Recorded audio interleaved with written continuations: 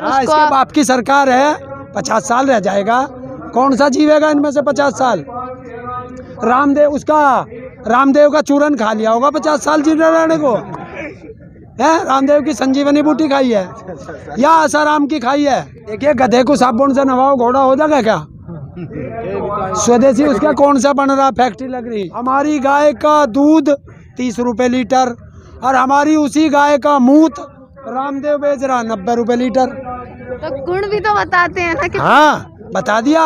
हम दूध पीते हैं तो हम सड़कों पे जम रहे हैं, वे रामदेव का मूत पीते हैं तो वे उन्हें मूत मुबारक, हमें दूध मुबारक। तो फिर तो इन्हें सारे नेताओं को आजा वो अक्षय कुमार को रामदेव का मूत पिलाओ, जल्दी भेजो। तुम ही बता रहे हो उसका मुंह हो गया कोरोना, तो पिलाओ उसे। अब देश के अंदर एक लड़ाई ईवीएम की भी चलेगी। ईवीएम हटाओ, बीजेपी भगाओ, और देश बचाओ तो देश तो बचेगा। ये वही लोग हैं जो कहते थे पाकिस्तान से एक सिर के बदले 10 सिर लाएंगे, और जिस दिन से ये सरकार बनी है 70 साल का इतिहास उठाओ, सबसे ज्यादा हमारे तिरंगे में बेटे लिपटकर इसी सरकार में आए हैं। वो किसान मानते ही कहाँ है? मानते ही कहाँ है? मानते होते तो कुछ जवाब देते। तो हम इसे प्रधानमंत्री मानने ही कहाँ?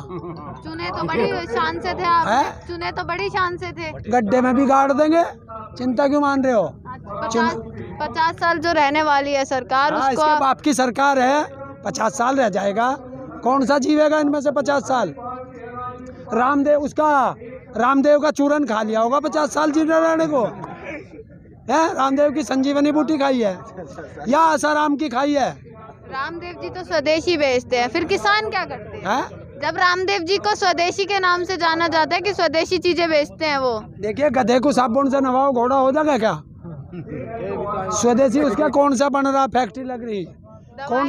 कौन सा खेती कर रहा, वो जो गेहूं बेच रहा, मक्का बेच रहा, ज्वार बेच रहा, चना बेच रहा, घी बेच रहा, गाय का मूत बेच रहा, कौन सा उसका?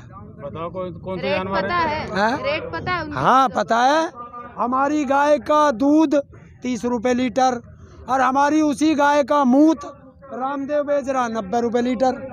तो गुण भी तो बताते हैं ना कि हाँ, बता दिया। हम दूध पीते हैं तो हम सड़कों पे जम रहे हैं, वे रामदेव का मूत पीते हैं तो वे उन्हें मूत मुबारक, हमें दूध मुबारक। उससे कोरोना भी भाग जाता है? कोरोना भी भाग जाता है। तो फिर तो इन्हें सारे नेताओं को आजा वो अक्षय कुमार को रामदेव का मूत पिलाओ, जल्दी भेजो। तुम ही बता रहे हो उसका मुंह हो गया कोरोना, तो पिलाओ उसे, अमिताभ को पिलाओ। तो बड़े बड़े जितने भी लोग हैं जो कोरोना की दूसरों को सलाह देते हैं, उन्हीं को ही कोरोना हो रहा है। कोरोना उन्हीं को होएगा जो रामदेव का मूत पिएंगे, जो किसान का दूध पिएंगे। देख ले, सारे बॉर्डर पे एक कभी किसी कोरोना नहीं है। किसान का दूध भी तो रेट भी तो बढ़ा 30 रुपए लीटर है, कहाँ ज्यादा है? तो बात तो करी थी ना, है? बात तो करी थी ना 100 रुपए लीटर की। किसके? दूध की। वो हमारी चीज, हमने पहले ही कहा था, उद्योगपति लेगा 100 रुपए लीटर देंगे, कोई किसान गरीब मजदूर लेगा उसे 1 रुपया रेट से कम देंगे। 30 रुपए लीटर कहाँ है दूध? 60 रुपए लीटर। अरे गाँव में 30 रुपए ले रहे, 30 वाले लेके 60 बेच रहे। तो शहर में क्यों 60 बेचा जा रहा है? तुम जैसों को बेवकूफ बनाया जा रहा, जब तो समझाने बैठे उद्योगपति तो हैं कि जो हमारा दूध गांव में लेते हैं सैंपल पे 30 रुपए लीटर लेते हैं और 60 का सैंपल लेते हैं, और जो तुम्हें ये मदर डेरियर अमूल पमूल का मिल रहा वो तुम्हें 60 रुपए लीटर मिल रहा और 45 का 40 का सैंपल मिल रहा, पानी मिला के दे रहे। 8 दिन का मिल रहा है। तो आपने देखा होगा, अब जैसे बंगाल चुनाव आ गया और ईवीएम की लड़ाई भी शुरू हो गई है।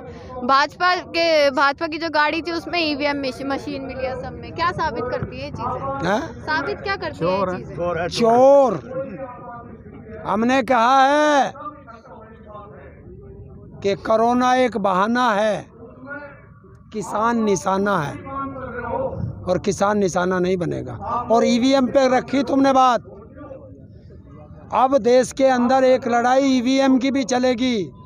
ईवीएम हटाओ, बीजेपी भगाओ, और देश बचाओ तो देश तो बचेगा। जब बचेगा। ये वही बीजेपी है जो 2014 से पहले बैलेट पेपर की बात करती थी, बैलेट पेपर की बात करती थी, यही वही बीजेपी है ये। अरे ये वही बीजेपी है। 2013 में हमारे किसान आंदोलन में जंतर मंतर पर वही राजनाथ आया था और ये कह रहा था मुझे पता नहीं चला मेरे किसान भाई बैठे हैं। अगर देश में कहीं भी किसान बैठे हैं वो किसी पार्टी के हैं, किसी संगठन के हैं, मैं नहीं देखता, सबसे पहले किसान देखता हूँ। आज 4 महीने से ज़्यादा, 4.5 महीने हो गए, 300 से ज़्यादा किसान शहादत हो चुकी, आज उसे किसान नहीं दिखाई दिया। पर जब तो मैंने कहा है कि जिसके गले में ये राजनीतिक पट्टा पड़ जा वो कुत्ता ही बन जा। पर नवाज शरीफ की जब माता जी की मृत्यु हुई तब तो मोदी जी ने, अरे मोदी जी के रिश्तेदार हैं, क्यों? अपने रिश्तेदारों को भी नहीं देगा, हम तो उसके दुश्मन हैं।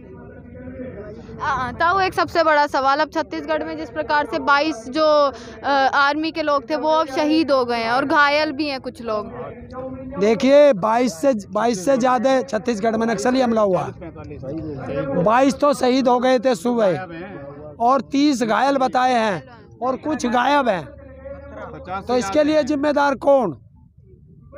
ये राजनीतिक पार्टियां, गृह मंत्री अमित शाह गृह मंत्री ये जिम्मेदार है अगर और मोदी जिम्मेदार है। नैतिक जिम्मेदारी देश के अंदर 50 से ज्यादा जवान मरे आज। एक चीज बताइए, देश के अंदर नक्सली क्यों है? कौन है वे नक्सली?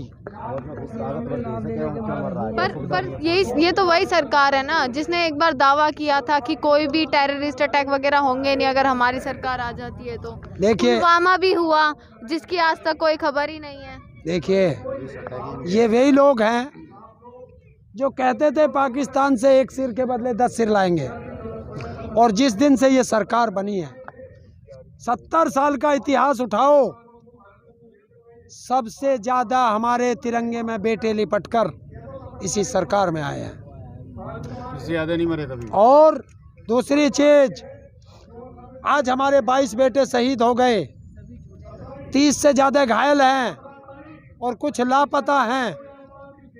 आप उनका इतिहास उठाओ, रिकॉर्ड उठाओ उन बच्चों का, सारे किसान के बेटे हैं, किसी एक नेता या किसी बड़े अधिकारी का बेटा नहीं है। तो क्या सिर्फ ट्वीट करने से संवेदना जग जाती है क्या? मोदी जी सिर्फ केवल ट्वीट कर देते हैं कि हमें दुख है इस चीज का। देखिए इन नेताओं का जमीर मर चुका है, जिनके वे लाल गए हैं उन परिवारों से पूछो आज उनमें क्या होगा। उनके छोटे छोटे बच्चे भी होंगे, उनके बूढ़े माँ बाप भी होंगे, उनकी बहन भी होगी, उनकी पत्नियां भी होंगी। आज उस पर क्या कोहराम बीत रहा होगा।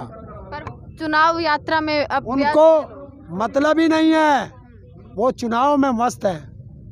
उनको चुनाव जरूरी है, देश जरूरी नहीं है। चुनाव जीतो, देश बेचो, सेना को मरवाओ, हिंदू मुस्लिम फैलाओ, चुनाव जीतो। तो जय जवान जय किसान जो लोग इसमें शामिल है, जवान और किसान, आज वही खतरे में। इस देश का जवान भी खतरे में, इस देश का किसान भी खतरे में, इस देश का मजदूर भी खतरे में, इस देश का छोटा व्यापारी भी खतरे में। अगर मौज में है तो सिर्फ देश में नेता मौज में है, विदेश में इनका बेटा मौज में है।